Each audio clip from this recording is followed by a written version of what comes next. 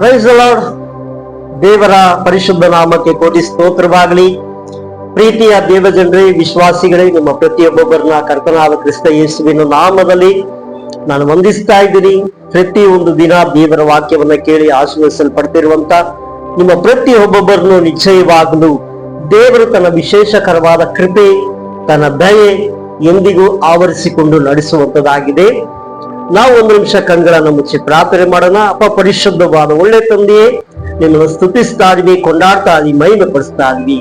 ಆಶೀರ್ವದಿಸಲ್ಪಟ್ಟ ದೇವರೇ, ಒಳ್ಳೆ ಸಮಯಕ್ಕಾಗಿ ಸ್ತೋತ್ರ. ನಿನ್ನ ನಾಮ ಒಂದೇ, ಮಹಿಮೆ ಒಂದೇ, ಯೇಸುವಿನ ನಾಮದಲ್ಲಿ ತಂದೆಯೇ, ಆಮೆನ್.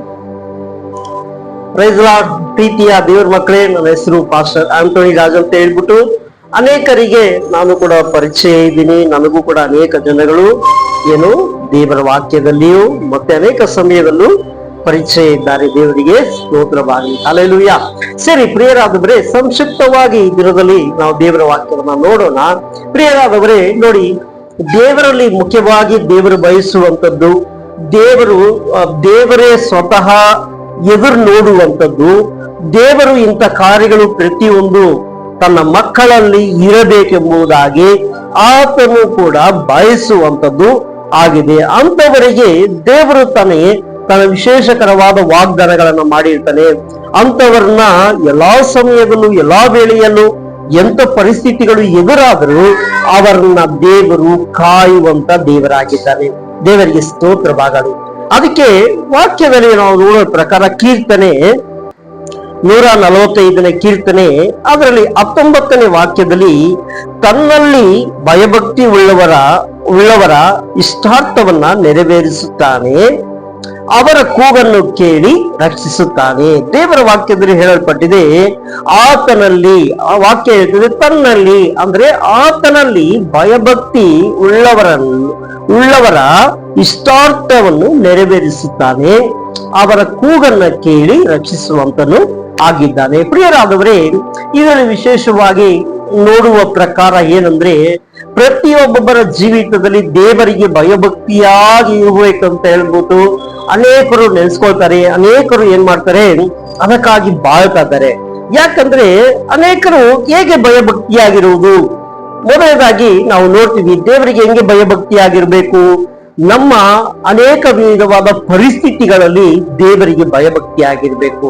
ನಿಮಗೆ ಯಾವುದೇ ರೀತಿಯಾದ ಪರಿಸ್ಥಿತಿಗಳು ಎದುರಾದ್ರು, ಯಾವುದೇ ರೀತಿಯಾದ ಸಂಕಟಗಳು ಎದುರಾದ್ರು, ಯಾವುದೇ ರೀತಿಯಾದ ಶೋಧನೆಗಳಲ್ಲಿ ನೀವು ಹಾದು ಹೋಗುವವರಾಗಿದ್ರು, ಅವಾಗಲೂ ನೀವು ಏನ ಮಾಡಬೇಕು, ದೇವರಲ್ಲಿ ಭಯಭಕ್ತಿ ಉಳ್ಳವರಾಗಿ ಆತನನ್ನ ಕೂಗುವಾಗ ಆತನು ಕೇಳಿ ರಕ್ಷಿಸುವಂತನು ಆಗಿರ್ತಾನೆ. ಮೊದಲನೇದಾಗಿ ನಾವು ನೋಡ್ಬೇಕಂದ್ರೆ, ನಾವು ಯೋಸೇಫನ ಜೀವಿತದಲ್ಲಿ ನೋಡ್ಬೇಕಂದ್ರೆ, ಆ ಯೋಸೇಫನ ವಾಕ್ಯದಲ್ಲಿ ಯೋಸೇಫನ ಕುರಿತು ದೇವರು ಹೇಳುವಾಗ, ಯೋಸೇಫು ಯಾವಾಗಲೂ ದೇವರಿಗೆ ಭಯಭಕ್ತಿ ಉಳ್ಳವನಾಗಿ ನಡೆದುಕೊಂಡಿದ್ದ. ಎಲ್ಲಾ ವಿಷಯದಲ್ಲೂ, ಎಲ್ಲಾ ಕಾರ್ಯದಲ್ಲೂ, ಎಲ್ಲಾ ಅವನ ಸಂಕಟಗಳಲ್ಲಿ ಅವನ ಅಣ್ಣ ತಮ್ಮಂದಿರು ಅವನನ್ನ ಕುಣಿಯಲಾಕಿ ತೆಗೆದು ಪೋತಿಫೇರನಿಗೆ ಮಾರಿಬಿಟ್ಟಾಗಲೂ, ಆ ಪೋತಿಫೇರ ಮನೆಯಲ್ಲಿ ಶೋಧನೆಗಳು ಎದುರಾದರೂ ಅವನು ಎಲ್ಲಾ ವೇಳೆಯಲ್ಲೂ ದೇವರಿಗೆ ಭಯಭಕ್ತಿ ಉಳ್ಳವನಾದ್ದರಿಂದ ದೇವರು ಅವನನ್ನು ಎಲ್ಲಾ ವಿಷಯದಲ್ಲೂ ಎಲ್ಲಾ ಕಾರ್ಯದಲ್ಲೂ ದೇವರು ಕಾಪಾಡಿಕೊಂಡು ಅವನನ್ನ ಉನ್ನತ ಸ್ಥಾನಕ್ಕೆ ತೆಗೆದುಕೊಂಡು ಬಂದು ದೇವರು ಅವನನ್ನ ನಿಲ್ಲಿಸಿದ್ರು. ಪ್ರಿಯರಾದರೆ, ಅದೇ ರೀತಿಯಾಗಿ ದೇವರಲ್ಲಿ ಭಯಭಕ್ತಿ ಉಳ್ಳವರಾಗಿ ಜೀವಿಸುವವರಿಗೆ ಶೋಧನೆಗಳು ಎದುರಾಗುವಂತದ್ದಾಗಿರ್ತದೆ, ಅನೇಕ ರೀತಿಯಾದ ಸಂಕಟಗಳು ಎದುರಾಗುವಂತದ್ದಾಗಿರ್ತದೆ, ಅನೇಕ ರೀತಿಯಾದ ಬೇಡದೆ ಅನ್ವಾಂಟೆಡ್ ಕಾರ್ಯಗಳು ನಡೆಯುವಂತದ್ದಾಗಿರ್ತದೆ. ಅಂತ ಸಮಯದಲ್ಲೂ ಅವರು ದೇವರಿಗೆ ಭಯಭಕ್ತಿ ಉಳ್ಳವರಾಗಿ ಜೀವಿಸುವಾಗ ದೇವರವರ ಕೂಗನ್ನ ಕೇಳೋದಕ್ಕೆ ಯಾವಾಗಲೂ ಕಿವಿ ತೆರೆದವನಾಗೇ ಇರ್ತಾರೆ. ಅದೇ ರೀತಿಯಾಗಿ ದಾನಿಯೇಲನ ಜೀವಿತದಲ್ಲೂ ನೋಡ್ಬೋದು, ಅವನು ದೇವರಿಗೆ ಭಯಭಕ್ತಿ ಉಳ್ಳವನಾಗಿ ಮೂರಾವರ್ತಿ ದೇವರ ಸನ್ನಿಧಾನದಲ್ಲಿ ಪ್ರಾರ್ಥನೆ ಮಾಡುವಂತನಾಗಿದ್ದರೂ ಅವನಿಗೆ ಶೋಧನೆಗಳು ಎದುರಾದಾಗ ಅವನು ಏನ್ ಮಾಡ್ದ, ದೇವರಿಗೆ ಯಾವಾಗಲೂ ಭಯಭಕ್ತಿ ಉಳ್ಳವನಾಗೇ ಇದ್ದ. ಆಗ ದೇವರು ಆ ಜನಗಳು ಅವ್ರನ್ನ ತೆಗೆದುಕೊಂಡೋಗಿ ಸಿಂಹದ ಗವಿಯಲ್ಲಿ ಹಾಕಲ್ಪಟ್ಟಾಗಲೂ ದೇವರು ಅವರ ಸಂಗಡ ಇದ್ದದ್ರಿಂದ ಯಾವುದೇ ಕೇಡು ಅವನಿಗೆ ಸಂಭವಿಸದೆ ದೇವರು ಸಂರಕ್ಷಣೆ ಮಾಡಿದ್ರು. ಅದೇ ರೀತಿಯಾಗಿ ಪ್ರಿಯರಾದವರೇ, ನಿಮ್ಮ ಪ್ರತಿ ಒಂದು ಕಾರ್ಯದಲ್ಲೂ ಪ್ರತಿ ವಿಷಯದಲ್ಲೂ ಅದಕ್ಕೆ ವಾಕ್ಯ ಹೇಳ್ತದೆ, ತನ್ನಲ್ಲಿ ಭಯಭಕ್ತಿ ಉಳ್ಳವರಿಗೆ ದೇವರು ಇಷ್ಟಾರ್ಥಗಳನ್ನ ನೆರವೇರಿಸುವಂತನು ಆಗಿದ್ದಾನೆ. ನಮ್ಮ ಇಷ್ಟಾರ್ಥಗಳು, ನಮ್ಮ ಎಲ್ಲಾ ಕಾರ್ಯಗಳು ನೆರವೇರ್ಬೇಕಂದ್ರೆ ದೇವರಿಗೆ ಭಯಭಕ್ತಿ ಉಳ್ಳವರನ್ನು ದೇವರು ಎಂದಿಗೂ ನಿರಾಕರಿಸುವುದಿಲ್ಲ, ತಳ್ಳಿ ಬಿಡುವುದಿಲ್ಲ. ಅವ್ರನ್ನ ಯಾವಾಗಲೂ ಅವರ ಕೂಗನ್ನ ಕೇಳಿ ರಕ್ಷಿಸುವಂತ ದೇವರಾಗಿದ್ದಾನೆ.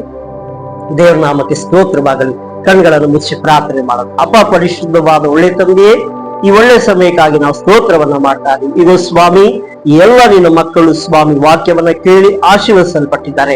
ಇವರ ಕೂಗು, ಇವರ ಎಲ್ಲ ಕಾರ್ಯಗಳನ್ನ ಕೇಳಿ ಇವರನ್ನ ಬಲಪಡಿಸು. ಎಲ್ಲ ಘನತೆ ಮಹಿಮೆ ನಿಮಗೆ ಉಂಟಾಗಲಿ ಯೇಸುವಿನ ನಾಮದಲ್ಲಿ ತಂದೆ, ಆಮೆನ್.